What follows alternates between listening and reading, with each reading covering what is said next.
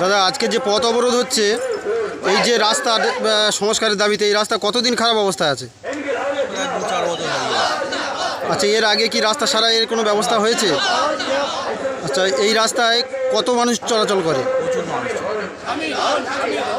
তাদের কি কি সমস্যার মধ্যে পড়তে হয়? আপনি কি চান? আপনার নাম?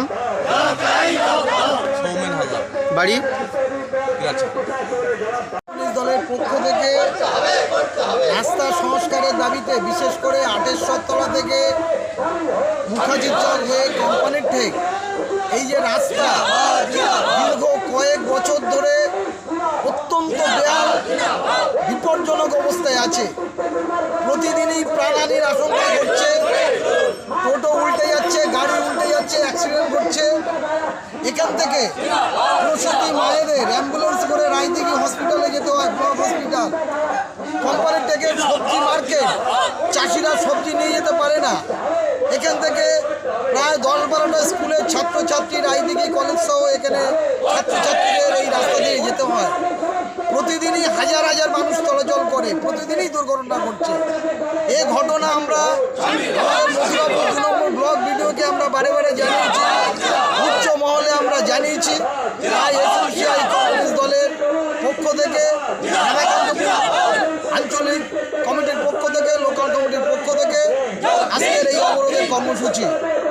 আমাদের দাবি অবিলম্বে এই রাস্তা সংস্কার করতে হবে। এই রাস্তা সংস্কার করে মানুষ চলাচলের যোগ্য করে তুলতে হবে। এই দাবি আমরা প্রশাসনের সর্বোচ্চ স্তরে আমরা জানাচ্ছি। অবিলম্বে কার্যকরী করতে হবে। যতক্ষণ না কার্যকরী করছে, আমাদের এই আজকের এই অবরোধের মধ্য দিয়ে আন্দোলনের সূচনা হলো। আগামী দিনে আরও বৃহত্তর আন্দোলন আমরা গড়ে তুলব। আচ্ছা, আপনাদের এই আন্দোলনে ছাত্রছাত্রীরা সামিল হয়েছে, এর উদ্দেশ্য কি? এখানে ছাত্রছাত্রীরা স্কুলে যেতে পারে না। এখানে তাদের প্রতিদিনই দুর্ঘটনার মধ্যে পড়তে হচ্ছে। স্কুলে যেতে যাওয়ার পথে তারা রাস্তায় পড়ে যাচ্ছে, রাস্তা থেকে তাদের বাড়ি ফিরে যেতে হচ্ছে।